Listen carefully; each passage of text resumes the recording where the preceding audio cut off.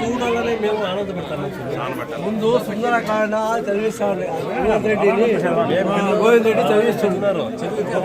వర్షాలు పడ్డాయి. రామాయణం సంపూర్ణ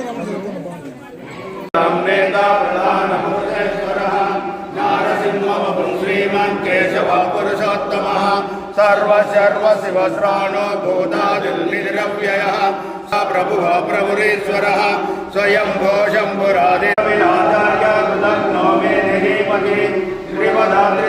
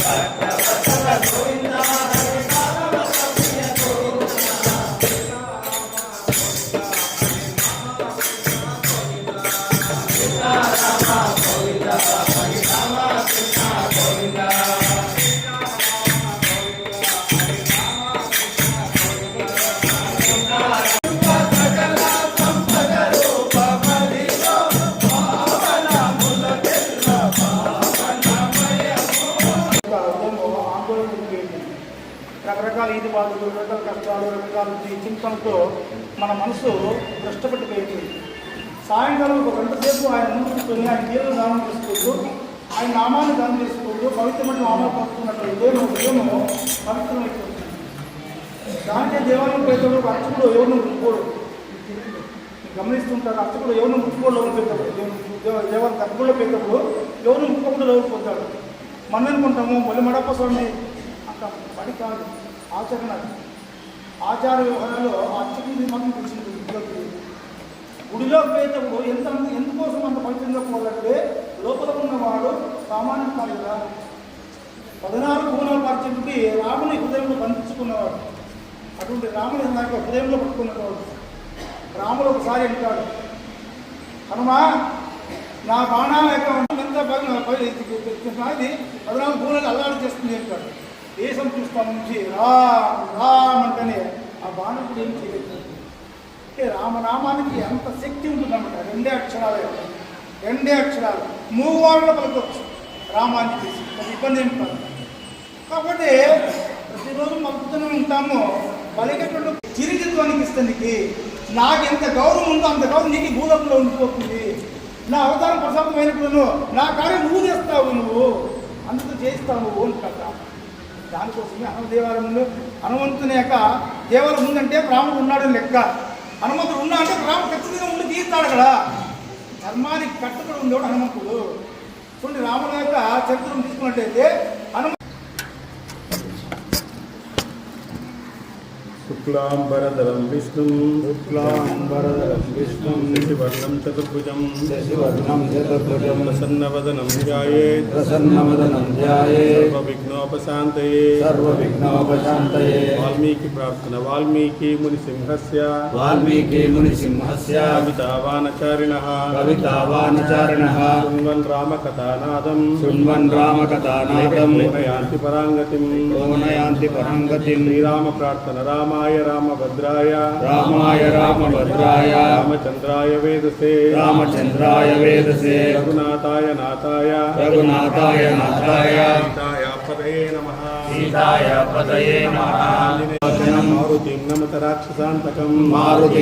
రాక్షసాంతకం. భగవద్బంధువులారా, రామకృష్ణ సారి ఆధ్వర్యంలో నీటిగడ్డ బృందం అనేటువంటిది కరోనా సమయంలో ఏర్పడి అక్కడ రామాయణాన్ని భాగవతాన్ని పారాయణం చేశాము.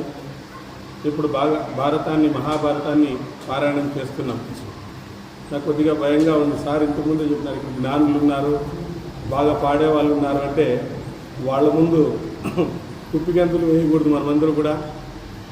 కాబట్టి మాకు తెలిసినటువంటి కొన్ని విషయాలు, నా అనుభవంలోకి వచ్చినటువంటి కొన్ని విషయాలను మాత్రమే మనం ముద్రించుకుందాం ఈరోజు.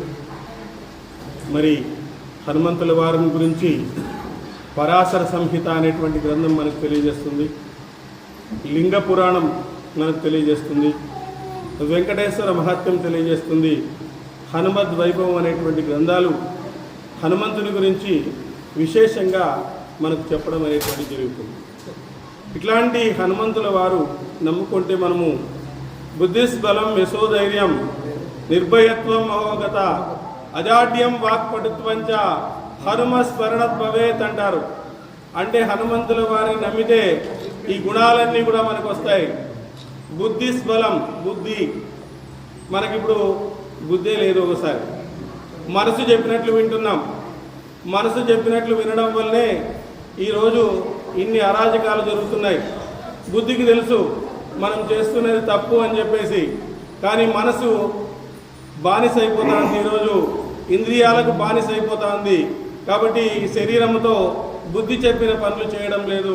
హనుమంతులు వారు చెప్తారు, బుద్ధిని మార్చుకో, నీ దృష్టి మారుతుంది అంటాడు. కాబట్టి ఆ బుద్ధిని ఇచ్చేటువంటి వాడు ఎవరు అంటే హనుమంతుడు. కాబట్టి బుద్ధిని పై స్థాయిలో ఉంచుకోవాలి. మనం బుద్ధి చెప్పినటువంటి మాటలు వినాలి, మనసు చెప్పినటువంటి మాటలను మనం వినకూడదు.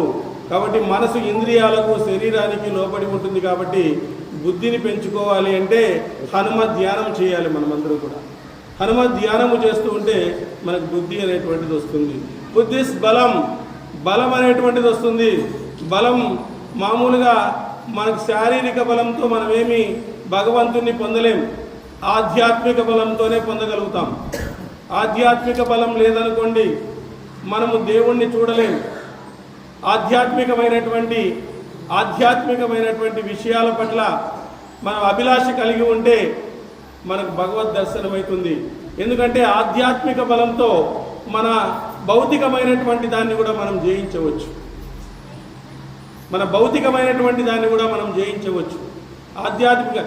భౌతిక బలంతో మనం ఆధ్యాత్మికతను జయించలేము. కాబట్టి భగవంతుడా, ఈరోజు నేను మాట్లాడుతున్నానంటే నువ్వే కారణం, నాలో చైతన్యం ఉందంటే నీవే కారణం, నాలో భగవద్భక్తి ఉందంటే నువ్వే కారణం, నేను ఒక కర్మను చేస్తున్నానంటే నువ్వే కారణం అని భగవంతునికి మనం కర్మను సమర్పించాలి. కర్మఫల త్యాగము చేయాలి. మనం భగవంతునికి మనం చేయాలి అని భగవంతుని ఏది మనం అడగకూడదు. భగవంతుని మనం ఏదైనా అడిగినామనుకోండి మన పుణ్యం మైనస్ అయిపోతుంది. మనం సుఖంగా ఉన్నామంటే పుణ్యం తగ్గుతుందని అర్థం. మనం కష్టాలు పడుతున్నామంటే పాపం పోతుందని అర్థం. మనం ఈరోజు సుఖంగా ఉన్నామంటే పుణ్యం వెళ్ళిపోతుంది. కాబట్టి మళ్ళీ పుణ్యం చేసుకోవాలి. మనం పుణ్యం చేసుకుంటూనే ఉండాలా, మనం అందరూ సుఖంగా ఉన్నాం కాబట్టి బుద్ధిస్బలం యశోధైర్యం. యశో అంటే ఏమి? యశస్సు, కీర్తిని కలిగిస్తాడు, మనకు ధైర్యాన్ని ఇస్తాడు. ధైర్యం అంటే ఏమి? మనలో మార్పు తెచ్చుకోవడమే ధైర్యం. మానసికమైనటువంటి నియంత్రణ తెచ్చుకోవడమే ధైర్యం. ఎప్పుడైతే మానసిక నియంత్రణ ఉందనుకోండి మనము నియంత్రణగా ఉంటాం. అలాంటి బుద్ధిస్ బలం, యశోధైర్యం, నిర్భయత్వం, భయం లేకుండా ఉండడం. మనకి ఈరోజు భయమే కారణం. రెండు ఉన్నాయని చెప్పేసి అనుకుంటాం. ఉన్నది ఒకటే భగవంతుడే. ఆ ఒకే భగవంతుడే ఉండేది. ఇద్దరు భగవంతులు లేరు.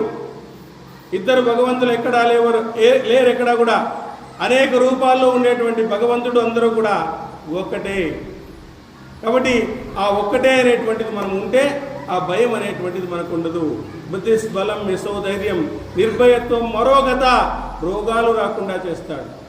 ఈరోజు మనకి మానసిక రోగాలు ఉన్నాయి. శారీరక రోగాలతో పాటు మానసిక రోగాలు ఉన్నాయి. ఎప్పుడైతే మానసిక రోగాలు ఎక్కువగా ఉంటాయనుకో శరీరం నియంత్రణ కోల్పోతుంది. కాబట్టి ఆ మానసికమైనటువంటి బలాన్ని ఇచ్చేటువంటి వాడు హనుమంతుడు. కాబట్టి మరోగత, అజాడ్యం, సోమరితనం ఉంది. మనకు విపరీతమైనటువంటి సోమరితనం ఉంది. హనుమంతుల వారు ఎలా ఉన్నారు చూడండి. ఏమన్నా సోమరితనం ఉంది ఆయనకి. రామ కార్యాన్ని చెక్కబట్టుకొని వచ్చినాడు. రామ కార్యాన్ని అనేక రకాలుగా అనేక పద్ధతుల ద్వారా ఆయన చెక్కుపట్టుకుని వచ్చినాడు.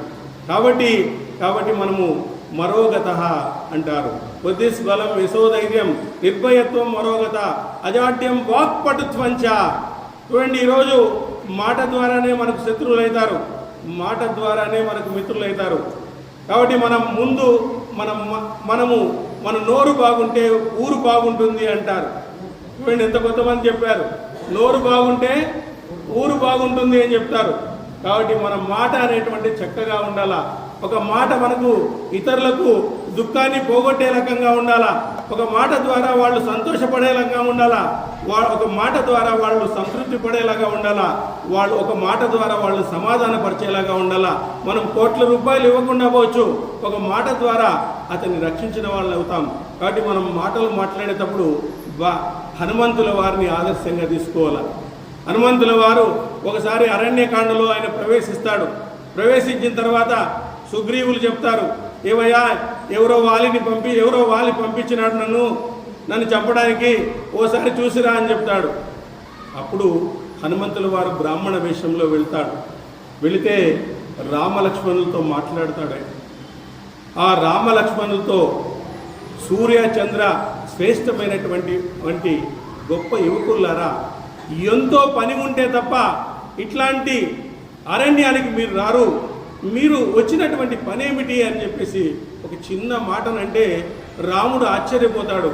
ఏమయ్యా, ఈయనేమైనా వ్యాకరణం అంతా చదువుకున్నాడే, ఋగ్వేదంలో పండితుడుగా ఉన్నాడే, సామవేదంను అభ్యసించినటువంటి వాడున్నాడే, అధర్వణ వేదాన్ని అవపోసన పట్టినటువంటి వాడున్నాడే, ఎట్లా మాట్లాడతాడు, ఎంత మృదు సంభాషణ ఉంది ఇందులో, ఎక్కడా పొల్లుకోకుండా ఏ పదాన్ని ఎలా ఒత్తి పలకాలో, ఏ పదాన్ని హెచ్చు చేయాలో, ఏ స్వరాన్ని పెంచాలో ఆ విధంగా మాట్లాడతాడు.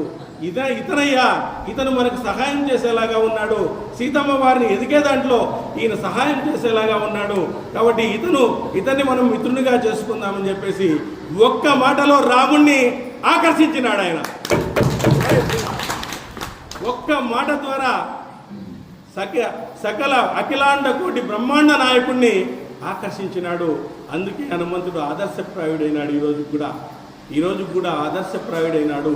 కాబట్టి బుద్ధిస్ఫలం యశోధైర్యం నిర్భయత్వం మరోగత అజాడ్యం వాక్పటుత్వంచ హనుమస్మరణ భవేత్. ఈ 9 గుణాలు హనుమంతుడిని మనం ప్రార్థించడం వల్ల మనకు లభించడం అనేటువంటి జరుగుతుంది.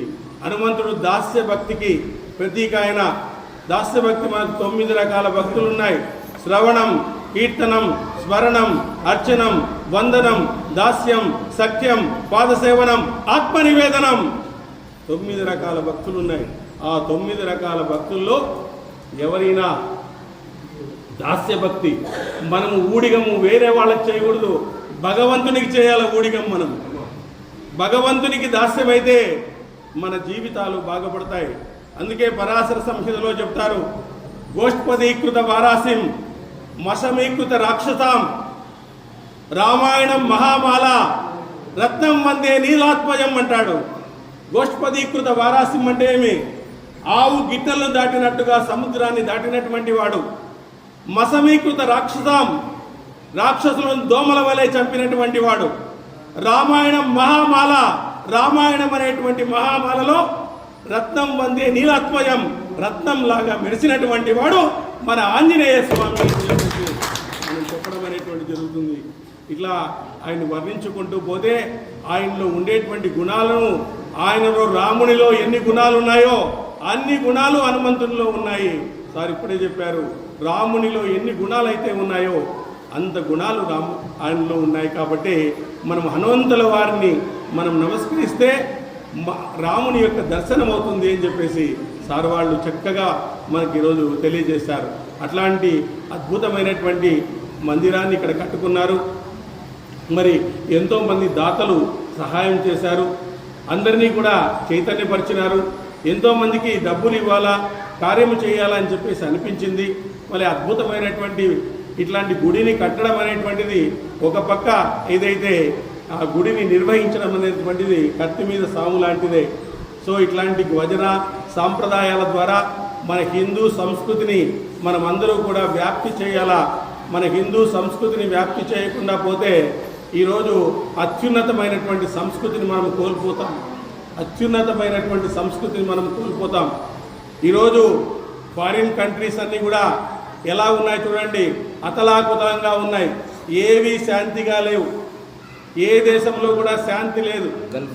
ఏ దేశంలో కూడా సరిగా నిద్రపోవడం లేదు. మన ఇండియన్స్ ఫోన్ చేస్తున్నారు అక్కడి నుంచి, స్వామి మాకు చాలా కష్టాలు అయిపోయినాయి, ఎప్పుడెప్పుడు ఇండియా వచ్చేస్తామంటే ఫ్లైట్లు కూడా లేవు, వాళ్ళకి ఫ్లైట్లు కూడా లేవు. ఆ విధంగా ప్రపంచమంతా అల్లకల్లోలంగా ఉంటే మనం ఈరోజు రామకథను చెప్పుకుంటున్నాం. ఇంతకంటే అదృష్టం ఏమైనా ఉందా? ఇంతకంటే అదృష్టం ఏమైనా ఉందా చెప్పండి? ఇంతకంటే ఒక రామకథను ఇక్కడ చెప్పుకుంటున్నామంటే ప్రపంచమంతా అల్లకల్లోలంగా ఉంది. ఎప్పుడు బాంబు పడుతుందో తెలియదు, ఎప్పుడు మిసైల్ పడుతుందో తెలీదు, ఎక్కడ పడుతుందో తెలీదు. చూడండి, హనుమంతుల వారి గొప్పతనం గురించి మొన్న క్రికెట్ మ్యాచ్ ఒకటి జరిగింది. గౌతమ్ గంభీర్ అని చెప్పేసి ఆయన కోచ్, మన ఇండియా క్రికెటర్కి. న్యూజిలాండ్ జట్టు చాలా బలంగా ఉంది. ముందు రోజే వాళ్ళని కొట్టేసి వచ్చినారు. వాళ్ళు బాగా 2 వికెట్ల తేడా, 2 వికెట్లే కొట్టేసినారు. ఏం చేయాలా? ఫైనల్ మ్యాచ్, ప్రపంచమంతా చూస్తూ ఉంది, ఇండియా విన్ అవుతుంది అని చెప్పేసి ఆయన ఏం చేసినాడంటే, గౌతమ్ గంభీర్ 5 గంటలకి ఒక బస్సు తెచ్చినాడు. బస్సు తెచ్చి అందరినీ కూడా, క్రికెటర్లందరినీ గుడికి పోవాలి రాండి అని చెప్పినాడు. అందరూ ఎక్కినారు. హనుమంతుని గుడికి తీసుకుపోయినాడు ఆయన. హనుమంతుని గుడికి తీసుకుపోయి మంగళారతి చేపించేసి మళ్ళీ వచ్చినాడు. ఇంక ఆడుకోండప్ప అని చెప్పి చితక్ కొట్టేసినారు ఒకడో. అట్లా ఇట్లా కాదు కొట్టిండేది, దిక్కు తోచలేదు. న్యూజిలాండ్ కెప్టెన్ అడిగినారు గెలిచిన తర్వాత, ఇండియా గెలిచిన తర్వాత, ఏం మీకు కారణం ఓటమి కావడం అంటే, వాళ్ళలో ఏం పూనిందో ఏమో సార్, ఆ ఇండియన్ క్రికెటర్స్లో మేము ఇంతవరకు ఇట్లా చూడలేదు. మేము ఎన్నో ప్లాన్స్ వేసుకుని వచ్చినాము. ఒకడైతే ఒకడు కొడతాడు 6లు. ఎట్లా సార్ అది పరిస్థితి? ఎవరు ఈ బలం ఇచ్చారో ఏం కదో మాకు తెలీదు. మేము ఇంత పేలవంగా ఆడినటువంటిది ఈరోజే అని చెప్పినాడు ఆయన. ఇంత ఘోరంగా మేము ఓడినటువంటిది ప్రపంచంలో మేము ఈరోజే అని చెప్పినాడు. కప్పు గెలుచుకున్న తర్వాత మళ్ళీ గుడికి పోయినారు. ఆ కప్పు పెట్టి స్వామికి సమర్పించి మళ్ళీ వచ్చినారు. ఇది హనుమంతుని యొక్క. సో హనుమంతుని నమ్ముకుంటే ప్రపంచ విజేతలైతాం. శ్రీరాముడిని నమ్ముకుంటే ప్రపంచానికి గురువు అవుతాం. ప్రపంచానికే గురువు అవుతాం. మనమందరం కూడా ఈరోజు ప్రపంచానికే గురువు అవుతున్నాం. ప్రపంచమంతా గమనిస్తూ ఉంది. సనాతన ధర్మం అనేటువంటిది, సనాతన ధర్మం పుట్టినప్పుడు ఎవరు ఏ మతాలు పుట్టలేదు. సనాతన ధర్మం ఏం చెప్తుంది అంటే, బొట్టు పెట్టుకోకపోయినా అన్నం పెట్టండి అని చెప్తుంది. ఆకలైన వాడికి అన్నం పెట్టండి అని చెప్తుంది. హిందూయిజం ఏం చెప్తుందంటే, బొట్టు పెట్టుకున్న వాడికి అన్నం పెట్టండి అని చెప్తుంది. అట్లాంటి మతాన్ని మనం ఫాలో అవుతున్నాం. ఆ సనాతన ధర్మాన్ని ఫాలో అవుతున్నదే హిందూయిజం. ఆ సనాతన ధర్మాన్ని ఫాలో అవుతున్నదే హిందూయిజం అంటారు, మన హిందూ సంస్కృతి. కాబట్టి ఈరోజు మహిళామూర్తులు చాలామంది వచ్చినారమ్మా. మీరందరూ కూడా చాలా బాధ్యత ఉంది. శివాజీని తన తల్లి పెంచినట్టుగా మీరు పిల్లల్ని పెంచాలా. శివాజీని ఎట్లా తయారు చేసింది? అమ్మవారు ఖడ్గం ఇచ్చింది ఆయనకి. హిందూ సంస్కృతి కోసం అమ్మవారే ఖడ్గం ఇచ్చింది. శివాజీకి ఆ విధంగా తయారు చేయాలా. కానీ ఈరోజు మహిళా మండలందరూ కూడా సీరియల్స్కి అడిక్ట్ అయిపోయినారు. టీవీ సీరియల్కి అడిక్ట్ అయిపోయినారు. టీవీ సీరియల్ని సీరియస్గా చూడొద్దమ్మా, అవన్నీ యాక్ట్ చేసినటువంటివే. కాబట్టి పిల్లల్ని సనాతన ధర్మానికి దగ్గరగా పెంచండి. కట్టు బొట్టు సాంప్రదాయాన్ని నేర్పించండి. ఈరోజు మన సంస్కృతిని ముందుకు తీసుకుపోయే వాళ్ళు ఈ పిల్లలే. ఈ పిల్లల్ని మనం వదిలేసినామనుకోండి, వీళ్ళు వేరే మతాల వైపు వెళ్తారు. కాబట్టి మీరు పిల్లల్ని జాగ్రత్తగా పెంచండి. పేరెంట్స్ కూడా, తండ్రి అయితే సాయంత్రం అయితేనే సంపాదనకి వెళ్ళిపోతారు, వీళ్ళు సీరియల్ చూసుకుంటా కూర్చుంటారు. ప్రపంచానికి పిల్లలకి ఎవరు చెప్తారు సంస్కృతి గురించి? స్కూల్లో హోంవర్క్ చెప్తారు, సంస్కృతి చెప్పరు. స్కూల్లో ఏమీ చేయరు. నేటి బాలనే పౌరులు అంటారు కదా. కాబట్టి ఆ సంస్కృతి అనేటువంటిది లేదు ఈరోజు. కాబట్టి ఆ విధంగా హనుమంతుల వారు అంత గొప్పవారు అని చెప్తారు. కాబట్టి హనుమంతుల వారిని గురించి ఒకసారి ఒక గురువు ఎవరు గొప్పవాడు అని చెప్పేసి శిష్యుల్ని అడిగినాడంట. ఎవరు గొప్పవాడు అని చెప్పేసి ఒక స్టూడెంట్ లేచినాడంట, ఈ భూమినంతా మోసేటువంటి వాడు ఆదిశేషుడు గొప్పవాడు అన్నాడు. ఆదిశేషుడు గొప్పవాడు అన్నాడు. ఏరా ఆదిశేషుడు గొప్పవాడు అంటావు, ఇంకెవరు గొప్పవారు లేరా అని చెప్పేసి ఇంకో స్టూడెంట్ని అడిగినాడంట. నువ్వు చెప్పురా అంటే, ఆదిశేషుడు ఎట్లా గొప్పవాడవుతాడు సార్, వాడు చెప్పింది తప్పు అన్నంట. ఏరా ఎందుకు చెప్పు, ఎక్స్ప్లెనేషన్ చెప్పాలి కదా, ఊరికే తప్పు అంటే ఎట్లా అంటే, ఆ ఆదిశేషుడిని మెడలో ధరించినటువంటి పరమశివుడు గొప్పవాడు అన్నంట. ఆ ఆదిశేషుడిని మెడలో ధరించినటువంటి పరమశివుడు గొప్పవాడు అన్నంట. ఇంకోటి లేచినంట వాడెవడో శివునికి వ్యతిరేకంగా ఉన్నాడు. వాడు లేచి శివుడు గొప్పవాడు కాదన్నాడు. ఎక్స్ప్లెనేషన్ చెప్పరా, ఊరికే గొప్పవాడు కాదంటూ చెప్తున్నావు అంటే, ఆ శివుడు ఉండేటువంటి కైలాస పర్వతాన్ని ఇట్లా లేపినాడు కదా, రావణాసురుడు గొప్పవాడు అన్నాడంట. వాడు రావణాసుని ఫేవరెట్ ఉన్నట్టున్నాడు ఎవడో. రావణాసురుడు గొప్పవాడు అన్నంట. రావణాసురుడు ఎట్లు గొప్పవాడవుతాడు రా అని ఇంకోటి లేచినాడంట. రావణాసురుడు ఎట్లు గొప్పవాడవుతాడు, రావణాసుని చంకలో పట్టుకుని తిరిగినాడు ఒక ఆయన, వాని గొప్పవాడు అన్నాడు. అంటనే ఇంకోటి కోపం వచ్చేసి వాలి ఎట్లా గొప్పవాడవుతారా, ఆ వాలిని ఒక్క బాణంతో వేసినటువంటి శ్రీరాముడు గొప్పవాడు అన్నట. శ్రీరాముడు గొప్పవాడు కావచ్చు, ఇంకొక గొప్పవాడు ఉన్నాడు అన్నట. ఎవరు అన్నాడంటే, ఆ శ్రీరాముడిని గుండెల్లో పెట్టుకున్నటువంటి వాడున్నాడు, ఆయనే ఆంజనేయ స్వామి, ఆయన గొప్పవాడు అన్నట. సరే, వెరీ గుడ్, కరెక్ట్గా చెప్పినావప్ప. ఎవరు గొప్పవాళ్ళు అనేది నీట్గా వచ్చేసింది, పాఠం అందరికీ అర్థమైంది పోండి అని చెప్పినాడు. కాబట్టి ఆ విధంగా రాముడు హనుమంతుడు ఇంత గొప్పవారైనారు. ఇంత గొప్పవారు కావడానికి హనుమంతుల వారు ఒకసారి శుంషిపా వృక్షం మీద కూర్చొని రాముని గురించి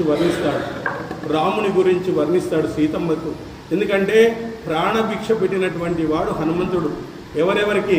లక్ష్మణునికి ప్రాణభిక్ష పెట్టాడు, సుగ్రీవునికి ప్రాణభిక్ష పెట్టాడు, సీతమ్మ వారికి కూడా ప్రాణభిక్ష పెట్టాడు, విభీషణుడికి ప్రాణభిక్ష పెట్టాడు. వాటి మనకు కూడా ప్రాణభిక్షను పెడతాడు. ఇట్లాంటి అద్భుతమైనటువంటి ఆంజనేయ స్వామిని మనం ప్రదోష వేళలో స్మరించడము ఎన్నెన్నో పుణ్యాలు చేసినటువంటి ఫలితం వస్తుంది. చరితం రామచరితస్య మనము రామచంద్రుని యొక్క చరితంలో ఒక అక్షరము, రామాయణంలో ఒక అక్షరము మనము పారాయణం చేసిన రామాయణం ఫలితం వస్తుంది మనకి. కాబట్టి రామాయణాన్ని మనం పారాయణం చేయండి. రామాయణ పారాయణం వల్ల ప్రతి కాండలో కూడా మనకు అద్భుతమైనటువంటి ఫలితాలు వస్తాయి. ఆ విధంగా హనుమంతుడు రాముల వారి గుణాలను గురించి సీతాదేవికి తెలియజేస్తున్నాడు. ఎందుకంటే ఆయన గుణాలు తెలియజేస్తే తప్ప అక్కడ ఉండదన్నమాట. అందువలన ఆ గుణాలను తెలియజేయడానికి ఇక్కడ చెప్తున్నాడు. ఏవం బహువిధం చింతాం చింతయిత్వా మహామతి సంశ్రయే మధురం వాక్యం వైదేహో వాజహరాహ అంటున్నాడు. అంటే ఆ శుంషిపా వృక్షం కూర్చొని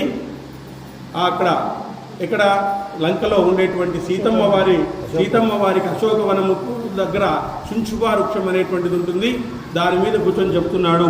ప్రతిభాశాలి అయిన హనుమంతుడు ఇట్లు పలు విధాలుగా ఆలోచించి కర్తవ్యాన్ని నిర్ణయించుకొని సీతాదేవి మాత్రమే శ్రద్ధగా ఆలకించినట్లు రామకథను వివరించినాడు. ఆ రామకథ ఆయనకు చాలా ఇష్టం కాబట్టి ఆ రామకథను చెప్తేనే ఆయన వినేది. నా గురించి చెప్పొద్దండయ్యా, రాముని గురించే చెప్పండి అని చెప్పేసి హనుమంతుల వారు ఎన్నోసార్లు మనకు చెప్పడం అనేటువంటి జరిగింది. కాబట్టి మనోజవం మారుతతుల్య వేగం బుద్ధిమతాం వరిష్టం వాతాత్మజం వానరయోధ ముఖ్యం శ్రీరామదూతం శిరసా నమామి అంటారు. ప్రథమో హనుమన్నాయ ద్వితీయ భీమయేవచ పూర్ణప్రజ్ఞ తృతీయమస్తు భగవత్ కార్యసాధక. హనుమంతులు, భీముడు మరి మధ్వాచారి వీళ్ళ ముగ్గురు కూడా వాయుదేవుని హంసలు అనమాట. వీళ్ళు ముగ్గురు కూడా వాయుదేవుని హంసలు.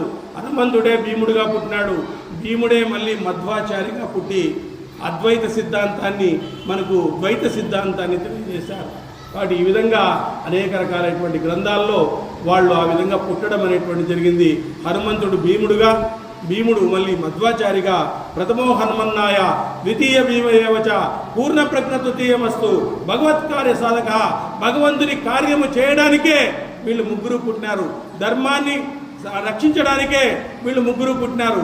ఎందుకంటే రావణాసుడు అంటాడు, ఏమయ్యా విపరీతమైనటువంటి తపస్సు చేస్తాడు, ఘోరమైనటువంటి తపస్సు చేస్తాడు. అప్పుడు బ్రహ్మదేవుడు ప్రత్యక్షమై అడుగుతాడు, నాకు చావు లేకుండా వరమి అంటాడు. చావు లేకుండా వరం ఎవరికి లేదయ్యా, ఎవరికి లేదు, నువ్వు చావు తప్పించుకునేదానికి చెప్పు అని చెప్తాడు. కిన్నెర్లు, కింపురుషులు, యక్షులు, గానులు వీళ్ళందరూ కూడా ఎవరితోనూ నేను చెప్పబడకూడదు అని చెప్తాడు. అప్పుడు బ్రహ్మదేవుడు అడుగుతాడు, మనిషి చేత చెప్పబడకూడదా అంటాడు. ఆ మనిషి చేత అసలు అడిగేలేదు అంటాడు. ఏమి అంటే మనిషి ఇంద్రియాలకి బానిసుడు, ఎప్పుడు కూడా ఇంద్రియాలకే ఇంపార్టెన్స్ ఇస్తుంటాడు. ఇప్పుడు చేప అనుకోండి ఎరకు మాత్రమే ఇంపార్టెన్స్ ఇస్తుంది, జింక అనుకోండి సంగీతానికి ఇంపార్టెన్స్ ఇస్తుంది, మిడత అనేటువంటిది ఏమవుతుంది అగ్గి దగ్గరుండి అగ్గిలో పడిపోతుంది. కానీ మానవుడు అన్ని ఇంద్రియాలకు బానిస, వాడేవాడు నన్ను చంపుతాడు అంటాడు.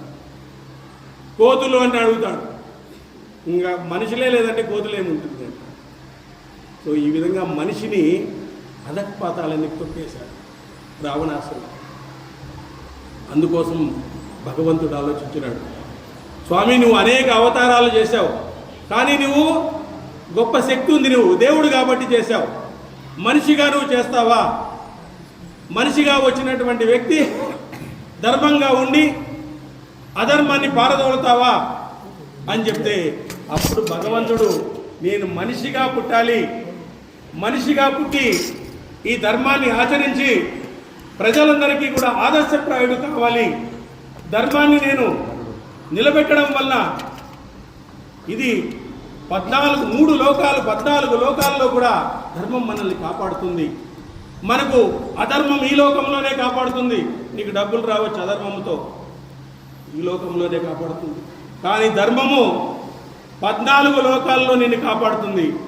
అందుకే ధర్మం అనేటువంటిది ఎక్కడ ఉంటుందో, ఎత్ర యోగీశ్వర కృష్ణ ఎత్ర పార్థో ధనుర్ధర. కాబట్టి ఎక్కడ ధర్మం ఉంటుందో అక్కడ కృష్ణుడు ఉంటాడు, ఎక్కడ ధర్మం ఉంటుందో అక్కడ రాముడు ఉంటాడు. కాబట్టి జై శ్రీరామ్ అని ఎందుకంటాం? సుఖంగా బ్రతకమని కాదు రాముడు చెప్పింది, ధర్మంగా బ్రతకమని చెప్పినాడు. జై శ్రీకృష్ణ అంటాం ఎందుకంటాడు? కర్తృత్వాన్ని వదిలేసి కర్తవ్యాన్ని చేయమంటాడు, అందువల్లే జై శ్రీకృష్ణ అంటాము. కాబట్టి మనము ధర్మంగా ఉంటేనే మనకు ఊపిరి, మనకు జ్ఞానము అన్నీ కూడా వస్తాయి, సత్యం కూడా మనకు తెలుస్తుంది. కాబట్టి ధర్మంగా లేకుండా పోతే మనకి ఏది కూడా రాదు. ఈ విధంగా చెప్తున్నాడు రామకథను. ఇక్ష్వాకు వంశంలో గొప్పవాడు ఒకసారి అడుగుతాడు, ఎవరు? నారదుడు వస్తాడు. కోస్మిన్ సాంప్రతంలోకే గుణవాన్ కస్య వీర్యవాన్ ధర్మజ్ఞస్య కృతజ్ఞస్య సత్యవాక్యో దృఢవ్రత.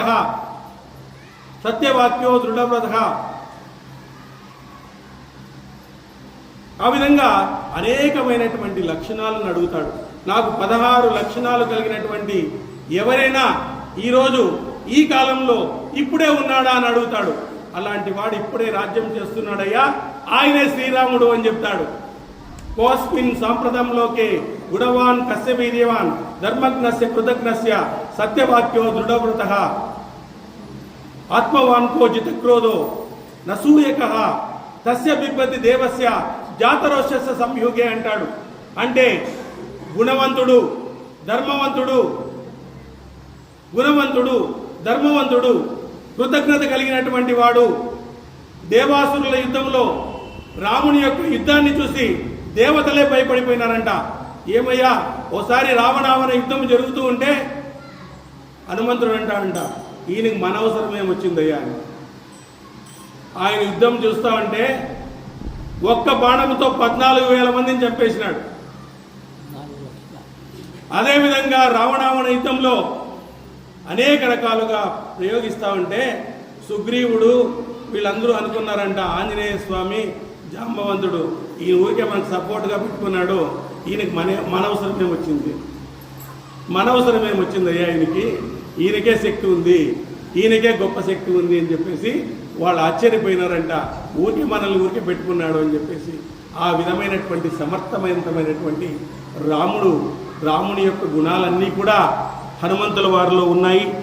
ఆయన పవిత్ర స్వభావం కలిగినటువంటి వాడు, గొప్ప కీర్తిశాలి, అదేవిధంగా సద్గుణ సంపన్నుడు, ఋషుల వలె తపోధనుడు, బల సంపదలో దేవేంద్రుడు లాంటి వాడు.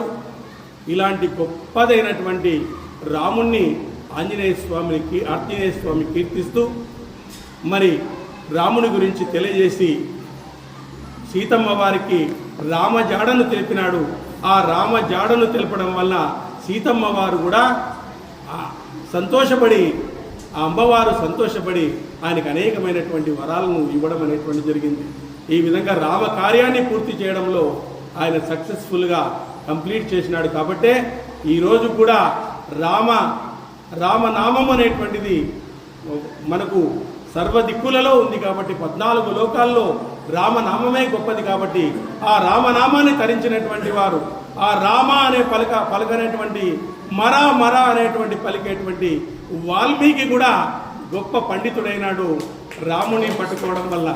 సో రాముణ్ణి పట్టుకోవడం వల్ల విభీషణుడు గొప్పవాడైనాడు, రాముణ్ణి పట్టుకోవడం వల్ల ఆంజనేయుడు గొప్పవాడైనాడు, రామ కథనే రాసినాడు నిరక్షరాస్యుడు వేటగాడు అయినటువంటి వాల్మీకి మర అని చెప్పేసి ఆ విధంగా అంటూ అద్భుతమైనటువంటి జ్ఞానం మనకు లభించింది. ఆ విధంగా మనమందరూ కూడా హనుమంతుని యొక్క ధ్యానము చేస్తే మనలో ఉండేటువంటి దైవిక శక్తులు మేల్కొని ఆ దైవిక శక్తుల ద్వారా మనం సమాజానికి ఏం చేయాలో భగవంతుడు మనకు చెప్తాడు. మనం ఒక పర్పస్తో పుట్టినాం, ప్రతి ఒక్కరూ ఒక పర్పస్తో పుట్టినాం. ఆ పర్పస్ అనేది మనకు తెలియదు. ఆ పర్పస్ తెలియజేసేవాడు ఎవరు అంటే హనుమంతుల వారు. ఎందుకంటే రాముడు ఏమన్నా ఎవరికన్నా శాంక్షన్ చేయాలంటే హనుమంతుడు సైన్ పెట్టాలంట. హనుమంతుడు సైన్ కాంది రాముడు సైన్ పెట్టడు. నువ్వేదో కోరుకుంటావు అనుకో, హనుమంతుల వారు సైన్ పెడితే నేను పెట్టేస్తానప్ప అంటాడు. కాబట్టి హనుమంతుడే భవిష్యత్ బ్రహ్మ అవుతాడు. సత్యయుగం అనేటువంటిది ప్రారంభమవుతుంది. మనమందరూ కూడా మళ్ళీ సత్యయుగంలో పుడతాం. రాముని భక్తులందరూ కూడా సత్యయుగంలో పుడతాం. మరి ఇలాంటి అద్భుతమైనటువంటి ప్రవచనానికి, భజనకు మా బృందాన్ని ఆహ్వానించి ఎంతో శ్రద్ధగా వింటూ మరి ఇట్లాంటి గొప్ప బృందాన్ని మీరందరూ కూడా ఆశీర్వదించాలని, ధర్మ కార్యంలో మేమందరూ కూడా పాలు పంచుకుంటూ ఈ ధర్మాన్ని గురించి అన్ని చోట్ల ప్రచారం చేయాలని, గ్రంథ పఠనం చేయించాలని, గ్రంథంలో ఉండేటువంటి అమూల్యమైనటువంటి మాణిక్యాల లాంటి, వజ్రాల లాంటి మాటల్ని వేరే వాళ్ళకు చెప్పడం ద్వారా, మామూలుగా ఎక్కది ఇప్పుడు పిల్లలకి చెప్తే వాళ్ళకి వజ్రాల లాంటి మాటలు చెప్పాలా. ఆ వజ్రాల లాంటి మాటలు చెప్తేనే పిల్లలకి ఎక్కుతా ఉంది. వీళ్ళకి ఈరోజు ఏ సినిమా చూసినా కూడా, ఏ సినిమా తీసినా అది ఆధ్యాత్మికంగా లేకుండా పోతే ఎవరూ చూడడం లేదు.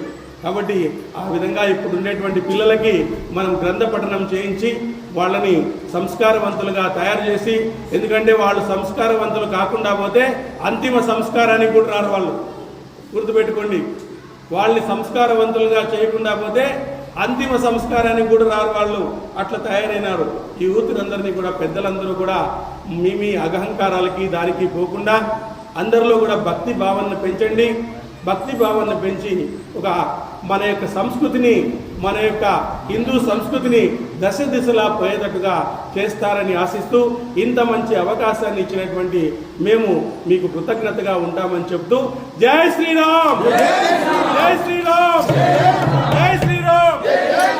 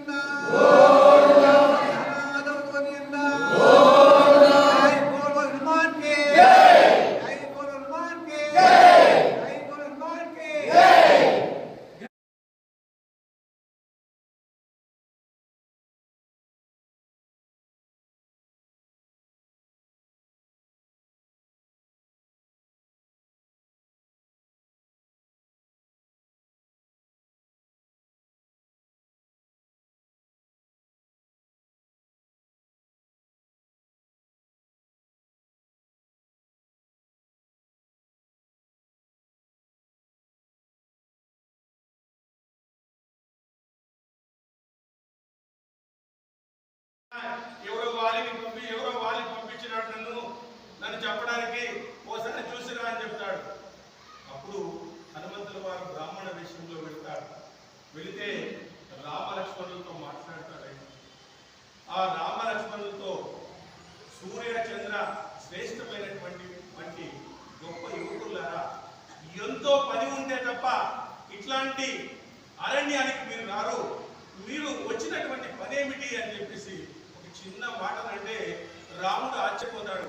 ఏమయ్యా, ఈయనేమైనా వ్యాకరణం అంతా చదువుకున్నాడే, ఋగ్వేదంలో పండితులుగా ఉన్నాడే, సామవేదంలో అభ్యసించినటువంటి వాడు ఉన్నాడే, అధర్వణ వేదాన్ని అవకోసర పట్టినటువంటి వాడు ఉన్నాడే, ఎట్లా మాట్లాడతాడు, ఎంత మృదు సంభాషణ ఉంది ఇందులో, ఎక్కడా పొందుకోకుండా ఏ పదాన్ని ఎలా ఒత్తి పలకాలో, ఏ పదాన్ని హెచ్చు చేయాలో, ఏ స్వరాన్ని పెంచాలో ఆ విధంగా మాట్లాడతాడు.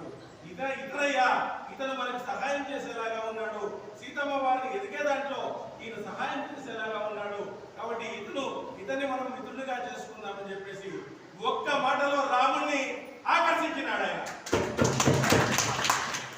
ఒక్క మాట ద్వారా సకల అఖిలాండ కోటి బ్రహ్మాండ నాయకుడిని ఆకర్షించినాడు. అందుకే హనుమంతుడు ఆదర్శప్రాయుడైనాడు. ఈరోజు కూడా ఆదర్శప్రాయుడైనాడు. కాబట్టి ఉద్దేశం యశోధైర్యం నిర్భయత్వం మరోగత అజాడ్యం వాక్పటుత్వంచ హనుమస్మరణత్వే, ఈ 9 గుణాలు హనుమంతుడిని మనం ప్రార్థించడం వల్ల మనకు లభించడం అనేటువంటి జరుగుతుంది. హనుమంతుడు దాస్య భక్తికి ప్రతీక. ఆయన దాస్య భక్తి మనకు 9